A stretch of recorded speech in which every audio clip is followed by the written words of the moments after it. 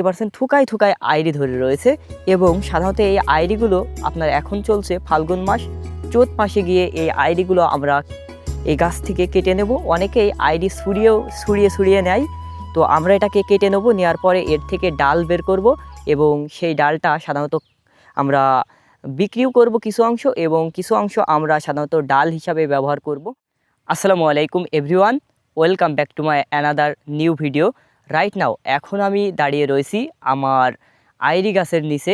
অনেকেই আপনারা ভাবতে পারেন আইরি আবার এটা কী গাছ। মূলত এখন আইরি গাছ বিলুপ্ত হয়ে গেছে বললেই চলে।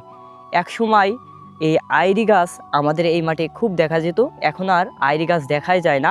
মূলত এই আইরি কী কাজে ব্যবহার হয়? মূলত এই আইরি সাধারণত আপনার ডাল তৈরিতে ব্যবহার হয়। এই গাছগুলোর বয়স মিনিমাম 1 বছর প্লাস, এবং এই দেখতে পাচ্ছেন আইরি পর্যাপ্ত পরিমাণ কিন্তু এবার ধরেছে। তো বিগত বছরও আমরা আইরি গাছ লাগিয়েছিলাম, কিন্তু আল্লাহর অশেষ রহমতে এবার আইরি সবথেকে বেশি হয়েছে, এবং আবহাওয়া ভালো থাকার কারণে আইরিটা বেশি হয়েছে। মূলত আমার এখানে গাছ আছে আপনার 30টি মতো আইরি গাছ।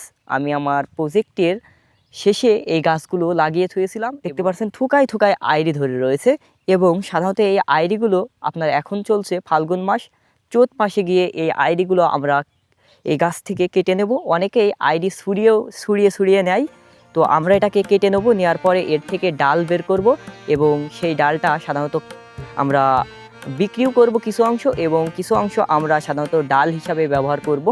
তো আইরির ডালে কিন্তু প্রচুর পরিমাণ আপনার যে শর্করার পরিমাণ রয়েছে সেটার কিন্তু পরিমাণটা একটু বেশি। তো আইরি একটা বিলুপ্ত প্রজাতি বললে হয়। একসময় খুবই পরিচিত একটি সে ডাল ছিল, এখন আর এই আইরি কেউ চাষ করে না, আমাদের এই এলাকায়ও দেখা যায় না। আমি মূলত আইরি চাষটা টিকিয়ে রেখেছি। মূলত এটা আমার বাপদাদার একটা ঐতিহ্য বলা যায়। আমার বাপদাদারাও মূলত এই আইরি চাষ করতো, সেখান থেকে আমাদের এই আইরির জাতটা সংগ্রহ করা। তো আল্লাহর অশেষ রহমতে প্রচুর পরিমাণ আইরি গাছে ধরেছে। আপনাদের সাথে আজকের ভিডিওটা এই পর্যন্তই। দেখা হচ্ছে নতুন কোনো একটা ভিডিওতে। আল্লাহ হাফেজ।